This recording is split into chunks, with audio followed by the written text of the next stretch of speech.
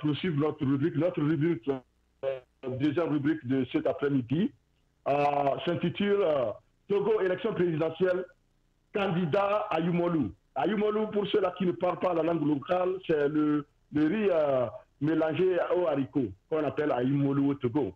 Et donc, tous ces candidats déclarés, et nous les nommons des candidats à Ayumolu, tout simplement parce que je suis sûr que ce n'est pas par amour du Togo, du peuple togolais, ce n'est pas par conviction qu'ils sont en train, n'est-ce pas, de proclamer, de déclarer leur candidature, ça et là. Pas plus que ce matin, je pense que nous en avons enregistré 2. Ce qui porte le nombre de candidatures à 15 ou 16. Pour une élection dont personne ne connaît les tenants et les aboutissants. Et c'est pourquoi nous sommes obligés, après avoir analysé, n'est-ce pas, ces candidatures, les motifs, les chances et tout ça là, nous avons conclu que, au fait, c'est des candidats à Imolu, c'est-à-dire qu'ils ont déclaré leur candidature dans la perspective de pouvoir toucher le financement que le gouvernement a promis aux candidats. Et moi, je suis sûr que dès qu'ils vont toucher ce financement-là, le lendemain, vous verrez au moins 80% de ces candidats-là autour des femmes qui vendent à Imolu avec leurs plats, en train de se faire servir. Ça, soyez-en sûrs. Il faut noter ça, déposer quelque part, cacher votre note. Et on verra d'ici 2 mois. Si vous n'allez pas voir ces gens-là, nantis de l'argent qu'ils ont reçu, en train de se battre autour des femmes qui vendent à Imolu, là, revenez me demander. Alors, nous avons essayé de parcourir un certain nombre, n'est-ce pas, de journaux.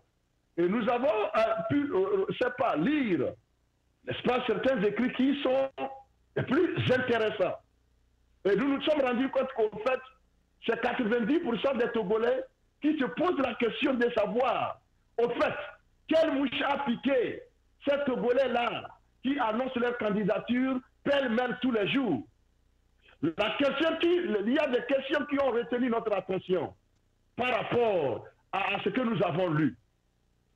Il y a une question qui dit, si tu as choisi de poser ta candidature, ce n'est certainement pas pour la forme, c'est pour devenir président de la République togolaise.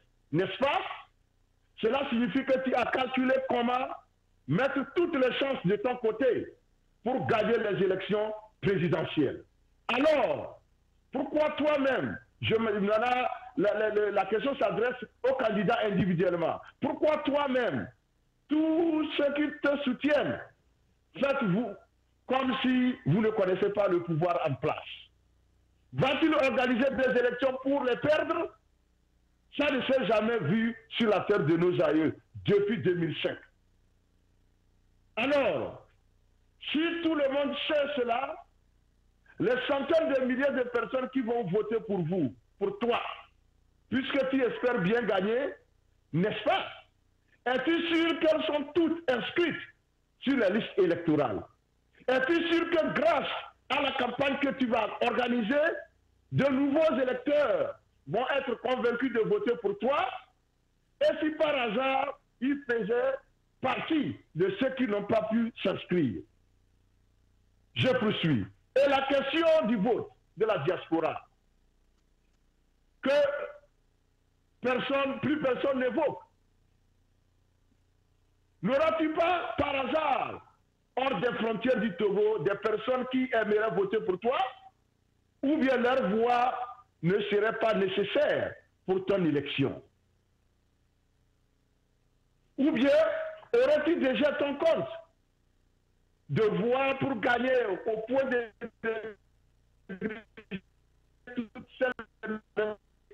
pourquoi ce silence qui risque de devenir très vite un silence coupable?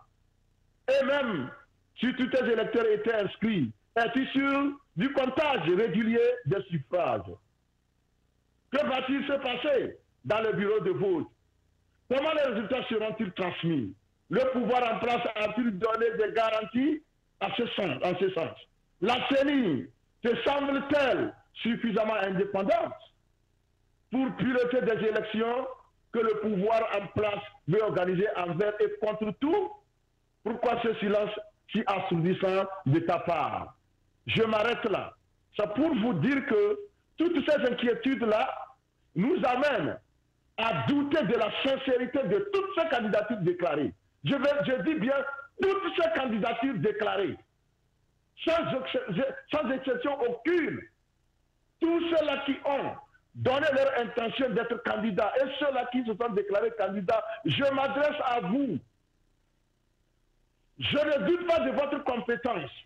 Parce que si nous jetons un coup, ce n'est pas un regard rétrospectif, sur ceux-là qui ont dirigé le pays jusqu'à nos jours, vous tous, vous êtes capables, qualifiés pour diriger ce pays et le faire peut-être mieux. Mais ce n'est pas là le problème. Je n'ai pas de doute quant à votre capacité, quant à votre qualité, quant à votre compétence, parce que nous avons déjà expérimenté quelque chose, ce qui me fait dire que je ferme les yeux pour dire que vous tous, vous êtes compétents. Vous pouvez diriger le Togo avec brio. Cela n'est pas mon problème. Mon problème, c'est la motivation que vous avez en vous déclarant candidat. Parce que vous ne pouvez pas vouloir aller à une élection dont vous n'avez aucune idée. C'est-à-dire que j'ai vu tel a déclaré sa candidature, moi aussi, hier nuit, lui demain maîtresse est venu me dire, tonton, pourquoi vous n'êtes pas candidat? Le copain, le grotto de tel a déclaré sa candidature. Vous aussi, chérie, soyez candidat. Et la demain, vous regroupez les gens, vous annoncez votre candidature. C'est de ça que moi je parle. Il n'y a pas de sincérité. Vous êtes malhonnête.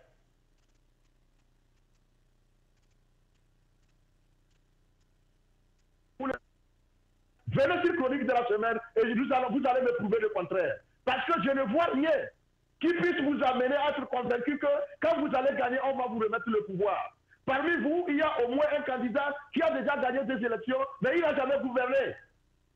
Il les a gagnés en 2010, il les a gagnés en 2015, mais il est parmi vous. Demandez-lui s'il a pu gouverner. Alors, s'il vous plaît, mes chers amis, je vais supporter vos candidatures après que nous ayons obtenu ce que le peuple togolais veut. C'est-à-dire, l'obstacle à l'alternance au Togo est là. Revenez, nous allons nous battre pour convaincre cet obstacle-là, n'est-ce pas, à quitter les lieux afin de rendre la vie politique saine, afin de rendre les élections transparentes, afin de rendre le choix des citoyens libre. C'est tout ce que nous vous demandons. Est-ce que ça c'est difficile, ça? Est-ce que c'est difficile? Au point où chacun, oui, il suffit que sa copine ou bien l'une de ses maîtresses lui souffle à l'oreille. Chérie, déclarez votre candidature demain, le lendemain, vous le faites. J'ai honte à votre place. J'ai honte parce que vous-même, vous ne pouvez pas me convaincre ici. Vous ne pouvez même pas vous convaincre vous-même que vous pouvez gagner les élections avec force et vous allez exercer le pouvoir. Vous ne pourrez pas le faire. On ne va pas vous remettre le pouvoir. Si Ford veut aller aux élections, il ne va pas pour s'humilier. Il va pour se maintenir au pouvoir contre vents et marées. C'est pourquoi vous devenez un obstacle majeur à l'alternance au Togo. Vous, les candidats déclarés, je vous dis, vous êtes désormais l'obstacle sur le chemin du peuple togolais. Et nous sommes en train de vous rappeler à l'ordre. Nous vous disons, en tout cas, nous sommes dans la majorité. Je sais qu'il y en a parmi vous, même dans la diaspora, vous avez déjà fait des romantiques. Des gens ferment aveuglement des yeux. Et bon, on dit non, ceci, cela. Et il n'y a pas d'argument. Quand tu leur demandes, qu'est-ce que vous allez faire pour garantir la transparence des élections, ils commencent par gratter leur tête, se gratter les têtes. Vous leur demandez, qu'est-ce que vous allez faire? Si on vous vole votre victoire, on commence par se gratter la tête. Quand vous leur demandez, est-ce que vous avez les moyens de contester ces élections-là une fois que c'est organisé, on commence par se gratter la tête. Alors je vous dis, mes chers Togolais, mes chers candidats, je vous aime beaucoup. Je ne vous hais pas. Je vous aime, mais je suis en train de critiquer ce comportement qui vous amène à vouloir être candidat avec quelqu'un qui n'est pas prêt à céder le pouvoir, quel que soit le prix. C'est moi ce qui me gêne, ce qui me fait mal. Vous avez trahi tout le monde dans le présent. Parce que les conditions ne sont pas encore réunies. Revenez, on va travailler ensemble pour réunir les conditions. Après ça, même si c'est une chèvre du village qui veut être candidat, chacun son problème. Pourvu que la chèvre puisse prouver sa citoyenneté togolaise, elle peut être candidat. Mais ce n'est pas le cas pour le moment. Chaque jour qui passe, on déclare sa candidature comme quoi Adani Ife en 92 ou 93 a donné naissance à plusieurs Adani Ife. Autant de Yademo, on avait eu la chance, on n'avait trouvé que 2 qui ont pu, n'est-ce pas, légitimer le pouvoir en acceptant d'aller à des élections, à des simulacres d'élections, en prenant de l'argent pour accompagner le régime, afin que la communauté internationale puisse dire qu'au moins, il y a eu 2 opposants dedans. Cette fois-ci, nous avons une kyrielle de candidature. Et chacun se réclame de l'opposition. S'il vous plaît, réclamez-vous d'autres choses et notre opposition. Là, l'on saura que vous êtes en train de le faire à votre nom. Quand moi je vois des gens que je respectais très bien, à cause de leur engagement pour la dignité de l'homme, se livrer à ce jeu-là, je suis offensé. Je ne suis pas content. Ce n'est pas sérieux, s'il vous plaît. Mes chers candidats, il est encore temps. Pendant que nous sommes en train de parler au président Faure, le convaincre d'abandonner cette aventure suicidaire, il ne faut pas l'encourager, n'est-ce pas, à s'y maintenir. Parce que vos candidatures sont, je ne sais pas, disons de fait, des candidatures qui légitiment, n'est-ce pas, la volonté de Faure à aller à un 4e mandat. C'est pourquoi je suis en colère contre vous aujourd'hui. Si vous changez de chemin, je serai le premier à chanter vos éloges. Mais tant que vous serez dans cette logique, comme nous sommes en train de le vivre, vous êtes candidat, vous ne faites rien. Tout ce monde-là se limite seulement à Lomé. On est en train de se baguenoter dans les rues de Lomé. Même à Tchévier, on n'est pas allé. Et vous voulez être candidat pour quelle république? S'il vous plaît, si vous n'avez pas d'autres motifs, d'autres motivations, que ce que je ne sais pas, ce que les élections ou que de gérer le pays, vous n'allez pas être candidat parce que vous ne faites rien qui ressemble à ce que les candidats font. Vous avez déclaré vos candidatures, tout le monde entier a enregistré les candidatures et vous êtes là, vous ne faites rien. On a dit qu'on va réviser les listes électorales, on n'a pas recensé déjà, les gens sont allés 3 jours, on les a refoulés, personne d'entre vous n'a dénoncé cela. On a dit que bon, on va renouveler la Cour constitutionnelle à moitié parce que le Sénat n'est pas encore sur place. Personne d'entre vous n'a dénoncé cela. Toutes ces anomalies de la République, un candidat sérieux doit se mettre à travailler contre tout ça là, afin que les conditions nécessaires puissent être créées pour des élections libres et transparentes. Maintenant, vous nous dites que vous savez que les conditions ne sont pas réunies. Pourtant, vous vous engagez à y aller. Ce n'est pas là une fourberie? Ce n'est pas sérieux. Vous êtes en train de vous trahir vous-même. En tout cas, le peuple ne va pas avec vous. Il ne va pas vous suivre dans votre aventure. Vous serez seul. Allez-y. Dans les campagnes, commencez vos campagnes. Vous allez voir si vous allez voir les gens autour de vous pour écouter ce que vous allez dire. Personne ne viendra vous écouter si vous vous maintenez. Parce que le peuple est fatigué de se faire massacrer pour vous. Le peuple est fatigué de faire la prison pour vous. Le peuple est fatigué de dormir le ventre clos pour vous. Le peuple est fatigué, n'est-ce pas, de se retrouver dans les urgences des hôpitaux pour vous. Hôpitaux qui n'existent même pas. Alors, mes chers candidats, ressaisissez-vous. Ressaisissez-vous. Comme on le dit, qui aime bien châtie bien. Il y a beaucoup, je ne sais pas, parmi vous, plus jeunes.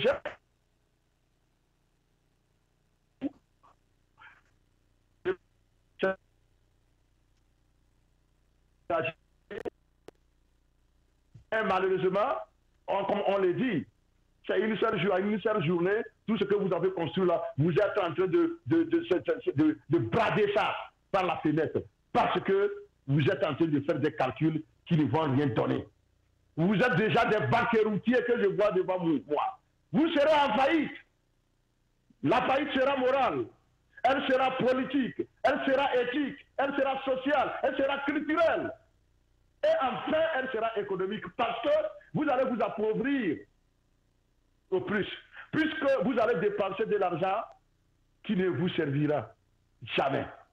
Il n'y aura pas de retour parce que c'est de l'argent jeté par la fenêtre. Peut-être que vous comptez sur l'argent, le financement de l'État. Même ça, ce n'est pas votre argent. Vous n'avez pas le droit de brader cet argent-là. Si vous le recevez, cherchez le peuple qui en souffre beaucoup. Remettez le peuple et l'argent là au peuple et retirez votre candidature afin que vous reveniez pour qu'on se batte ensemble pour maintenir, au moins obtenir les conditions qui vont nous conduire inéluctablement vers l'alternance au Togo en 2020. En tout cas, en dehors de cela, tout acte, toute action, tout mouvement, toute parole, tout geste n'est que geste ou bien ne sont que des actes de trahison. Ça, soyez-en sûrs. Parce que on ne peut pas comprendre comment on peut vouloir aller à une élection.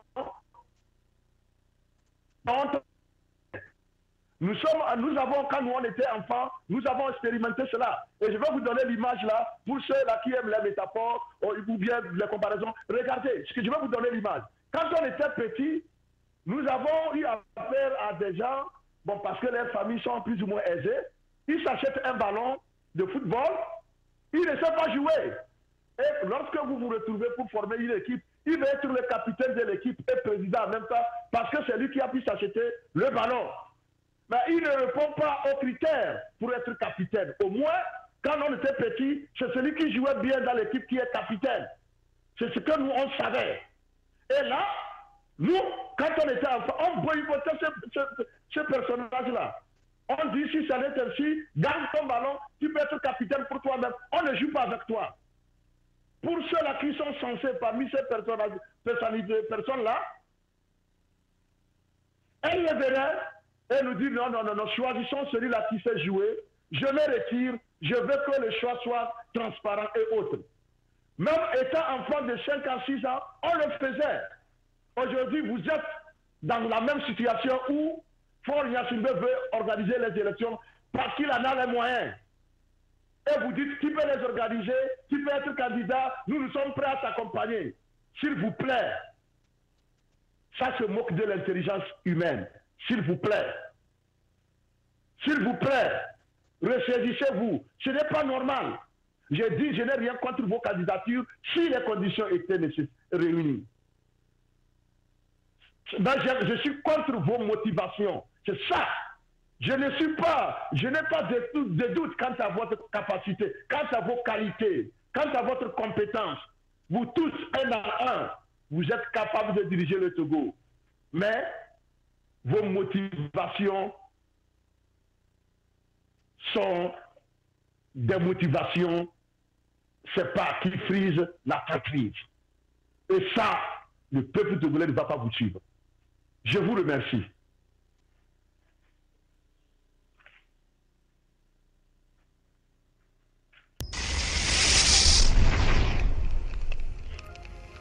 Christmas Eve Night Live, December 24th, 2019, from 6 p.m. to midnight. Hosted live from Tempo Freak Studios by myself, Robert, and Karma. Watch the live broadcast on our Facebook page, Tempo Freak TV, and on the website, tempofreak.com. To participate, call in live on the numbers 612-804-0295 or 612-454-7200. There will be live performances from various artists, and on top of that, a chance to win free tickets to the New Year's Eve celebration. For any inquiries, call 952-486-1070 or 507-313-3446. See you then.